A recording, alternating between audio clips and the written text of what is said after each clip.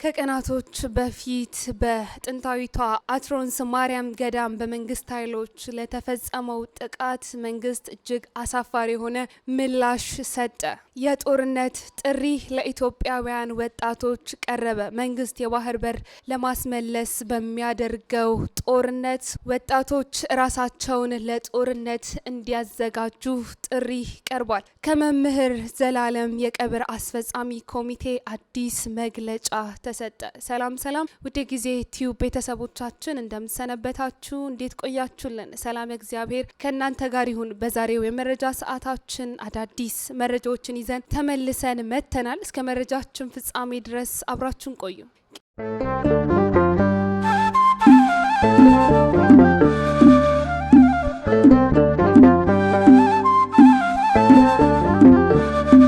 ያደረግንላችሁ መረጃችን እንግዲህ ከቀናቶች በፊት እንደሚታወቀው በአማራ ክልል በጥንታዊቷ አትሮንስ ማርያም ገዳም እጅግ ከባድ የሆነ ጥቃት በመንግስት ኃይሎች እንደተፈጸመ ዘግበን እንደነበር የሚታወስ ነው። ይሁንና ይህንንም ተከትሎ የወረዳው አስተዳዳሪ ምላሽ ሰጥተዋል። ስለ ጉዳዩም ማብራሪያ መስጠታቸውም ተሰምቷል። እንግዲህ የወረዳው አስተዳዳሪ በምላሻቸው ስላመለጠ ነው እንጂ ለጽንፈኛው ኃይል የተተኮሰ የጦር መሳሪያ ነው በማለትም በገዳሙ ላይ የተተኮሰው ከባድ የጦር መሳሪያ የደረሰውም አደጋ ጽንፈኞችን ለማጥቃት እንደሆነም ገልጸዋል። የመሃል ሳይንት ወረዳ ዋና አስተዳዳሪ አቶ እንዳልካቸው ተመስገን በየካቲት 28 2018 ዓመተ ምህረት በዕለተ ቅዳሜ በርዕሰ አድባራት ወታካ ነገስት አትሮንስ ማርያም ገዳም የደረሰውን የከባድ መሳሪያ ጥቃት መኖሩን ገልጸው ጥቃቱም የተፈጸመው እንግዲህ በአካባቢው ታጣቂዎች ስለነበሩ ነው ብለዋል። በዚህም ጥቃት የሞቱ የቤተ ክርስቲያን አገልጋዮች ናቸው ሲሉ የገለጹ ሲሆን ነገር ግን ደግሞ ይህ ጥቃት የተፈጸመው ጽንፈኞችን ለማጥቃት ታስቦ እንደነበርም ተናግረዋል። የጽንፈኛ ኃይሉ ውስጥ ገብቶ የመሸገ ስለነበር እዛ አካባቢ ላይ ያለ መስሏቸው የመንግስት ኃይሎችም በዚያው አግባብ የፈጸሙት የመድፍ ድብደባ በንጹሃን ላይም ጉዳት ሊደርስ ችሏል በማለትም ይህንንም ክስተት ገልጸውታል። እንዲሁም ደግሞ የሞቱት ንጹሃን ናቸው። እንዲሁም የቤተ ክርስቲያን አባቶች ለምን በዚህ ጥቃት ሞቱ ተብለው ለተጠየቁትም ጥያቄ ይህ ጥቃት የተፈጸመው ጽንፈኞችን ለማጥፋት ነበር፣ ነገር ግን የቤተ ክርስቲያን አባቶች ሞተዋል።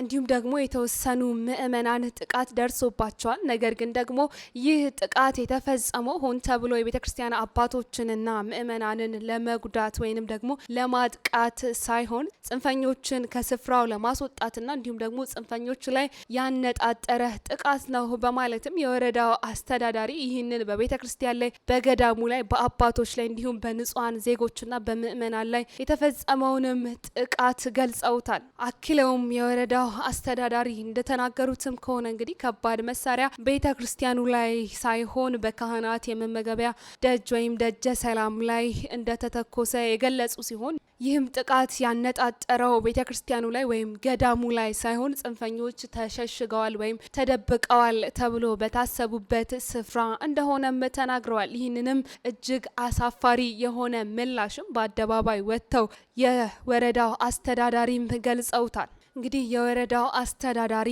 አሳፋሪ ምላሽ ይህ ብቻ አይደለም፣ ቤተ ክርስቲያን ላይ አልተኮስንም ስላመለጠ ነው እንጂ ለጽንፈኛ ኃይልን የተኮስ ነው። ደግሞም የተኮስንበት ስፍራ ደጀ ሰላም የካህናት ምግብ መመገቢያ ቦታ ላይ ነው እንጂ ቤተ ክርስቲያን ላይ አላነጣጠርንም በማለትም ይህንን ምላሽም ሰጥተዋል። እጅግ በሚያሳፍር ሁኔታ ለቅዳሴ የወጣን ምእመን በከባድ መሳሪያ ከፈጁ በኋላ ስላመለጠ ነው እንጂ ለጽንፈኛ ነው የተተኮሰው ብሎ ማለት በእጅጉ የሚያሳፍር እንዲሁም ደግሞ ከአንድ የወረዳ አስተዳዳሪም ሆነ ከመንግስት አካላት የሚጠበቅ ምላሽ አይደለም። ይህ አሳፋሪ ምላሽም ለኦርቶዶክሳውያን በእጅጉ የሚያምነው፣ ምክንያቱም ኦርቶዶክሳውያንን በግፍ እየጨፈጨፉ ጽንፈኞችን ለማጥፋትና ለመግደል ነው የሚል ማስተባበያና ምላሽ በእጅጉ ያሳፍራል። ሌላኛው መረጃችን ደግሞ በአሁኑ ሰዓት ወጣቱ ለጦርነት እንዲዘጋጅ ጥሪ እንደቀረበ ሰምተናል። ወጣቱ ይዘጋጅ። የኢትዮጵያ ባህር በር አሁን ያለነው ትውልድ እናስመልሰዋለን፣ ለነገም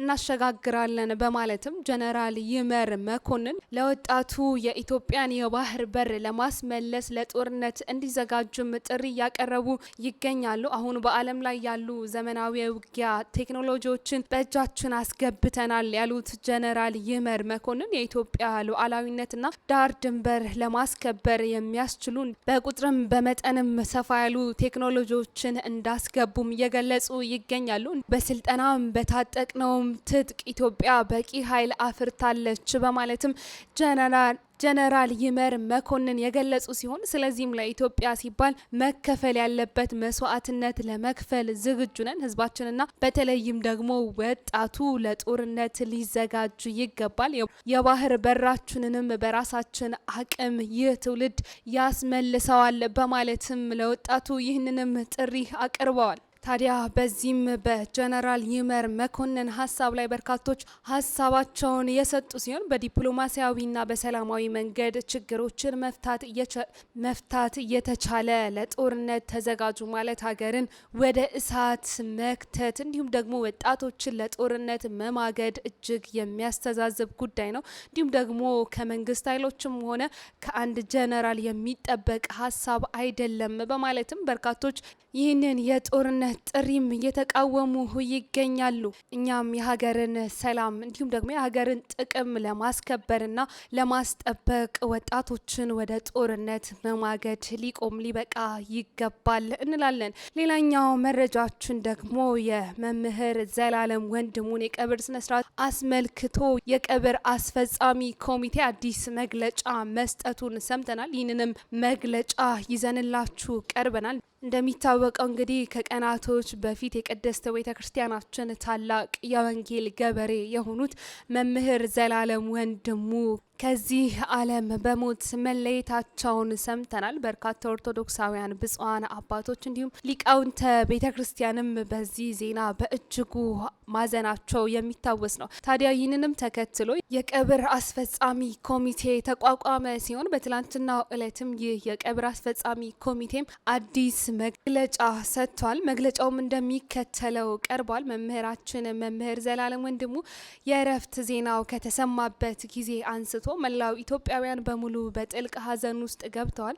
መምህር ዘላለም ወንድሙ ቅድስት ኦርቶዶክሳዊት ቤተክርስቲያንን በታማኝነት ያገለገለ የህይወት ዘመኑን ሙሉ መልካም የሆነ ክርስቲያናዊ ጠባዩን ያልቀየረ ለብዙዎችም ምሳሌና አርአያ ሆኖ የኖረ የወንጌልንም ችቦ በመላው ዓለም ያቀጣጠለ ታላቅ መምህር ነው በማለትም የቀብር አስፈጻሚ ኮሚቴ በመግለጫውም ገልጿል። ስለዚህም ይህንን ወንድማችንን በልዩ ስነ ስርዓት የህይወት ዘመን መልካም አገልግሎቱን ታሳቢ በማድረግና የቤተክርስቲያኒቱን ክብር በሚመጥን መልኩ በታላቅ የአሸኛኘት ስነ ስርዓት ለመሸኘትም በመንበረ ፓትርያርክ ጠቅላይ ቤተ ክህነትና በአዲስ አበባ ሀገረ ስብከት ይሁንታ ኮሚቴው ተዋቅሮ ስራዎችን ሲሰራ እንደቆየም ገልጸዋል። ከዚህ በመነሳትም የአሸኛኘት ስነ ስርዓቱ ከቦሌ ዓለም አቀፍ አየር ማረፊያ ጀምሮ እስከ መንበረ ጸባዖት ቅድስት ሥላሴ ካቴድራል ድረስም ስርዓቱን የጠበቀ ይሆን ዘንድም አሸኛኘቱን የሚከተሉት ሂደቶችንም እንደሚያከናውኑም ገልጸዋል። የመምህር ዘላለም ወንድሙ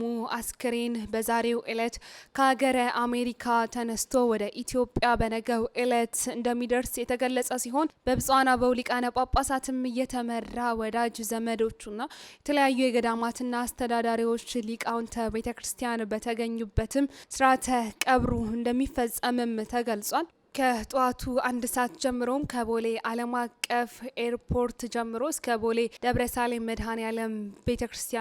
መድኃኔዓለም ካቴድራል ድረስም በሊቃውንተ ቤተ ክርስቲያን በሰንበት ትምህርት ቤት ዘማሪያንና በምእመናን ታጅቦ ወደ ቦሌ ደብረሳሌም መድኃኔዓለም ካቴድራል ጉዞ እንደሚያደርግም ተገልጿል። በቦሌ ደብረሳሌም መድኃኔዓለም ካቴድራልም አጭር ቆይታ ከተደረገ በኋላም በቀጥታም በመለከት ድምጽ ነጋሪት እየተጎሰመ በአዲስ አበባ ሀገረ ስብከት ሊቃውንት በመምህራነ ወንጌል በሰንበት ትምህርት ቤት ወጣት ዘማሪያንና በበርካታ ምእመናን ታጅቦ ከጠዋቱ 3 ሰዓት ጀምሮ እስከ 5 ሰዓት ድረስም ወደ መስቀል አደባባይ እንደሚጓዝም ወይም አስክሬኑ መስቀል አደባባይ እንደሚያርፍም ተነግሯል። እንዲሁም ከ5 ሰዓት እስከ 8 ሰዓት ድረስም የተለያዩ ክንውኖችም እንደሚኖሩት የቀብር አስፈጻሚው ኮሚቴ ገልጿል። የመስቀል አደባባዩ መርሃ ግብርም ተጠናቆ ወደ መንበረ ጸባዖት ቅድስት ሥላሴ ካቴድራል ጉዞ ካደረገ በኋላም 9 ሰዓት ላይ አጭር ጸሎት ተደርጎ ስርዓተ ቀብሩ እንደሚፈጸምም የቀብር አስፈጻሚ ኮሚቴም ገልጿል። በመሆኑም ሁሉም ኦርቶዶክሳዊ፣ ሁሉም ምእመን የመምህር ዘላለም ወንድ ማንኛውም ሰው ነጭ ልብስ ለብሶ በዚህ ስርዓተ ቀብር ላይ እንዲገኝ የተገለጸ ሲሆን ይህም የሚደረገው መምህር ዘላለም ወንድሙ ሰማያዊ ሙሽራ መሆኑን ለመግለጽና እንዲሁም ይህንን ስርዓተ ቀብርም በታላቅ መንፈሳዊ ስነ ስርዓትም ለማካሄድ ታስቦ እንደሆነም የቀብር አስፈጻሚ ኮሚቴው ገልጿል። በነገው ዕለትም የቅድስት ቤተ ክርስቲያን ብፁዓን አባቶች፣ ሊቃውንተ ቤተ ክርስቲያን፣ መምህራን ወንጌል፣ ዘማሪያንና ምእመናን በሙሉ ነጭ አልባሳት ለብሰው በመንበረ ጸባዖት ቅድስት ሥላሴ ካቴድራል በመገኘትም የመምህር ዘላለም ወንድሙ ስርዓተ ቀብር እንደሚፈጸምም ተገልጿል። ውድ የጊዜ ቲዩብ ቤተሰቦቻችን ለዛሬ ያዝንላችሁ መረጃችን ይህንን ይመስል ነበር። በሌላ መረጃ እስክንገናኝ ድረስ ሰናይ ጊዜ ለእናንተ ተመኘን።